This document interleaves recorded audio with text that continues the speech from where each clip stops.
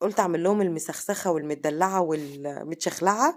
وجوزي يعني صدمني، جاب لي اللي عندها 100 سنه. ما تخيلتش ان الكنافه دي اشوفها بعد قرن من الزمن. دي كنافه يدوي، انا عايزه اقول لكم من وانا صغيره ما شفتهاش، بس ولو هعمل بيها المتشخلعه والمدلعه والمسخسخه. جبت الكبه وقعدت اطحنها كده عشان تبقى مفروله معايا زي الكنافه الشعر، لان الكنافه اليدوي دي بتبقى تخينه جدا. وهبتدي اقطعها كده واحط عليها معلقه من السمنه كبيره واقعد افرك فيها.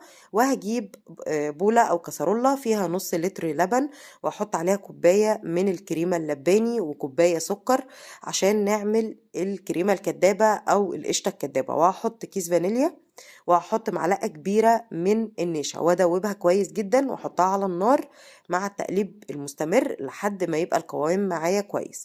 هجيب صينيه وافرد فيها راق من الكنافه واضغطها كويس بصينيه تانية عشان تبقى مستقيمه. وهحط الكريمه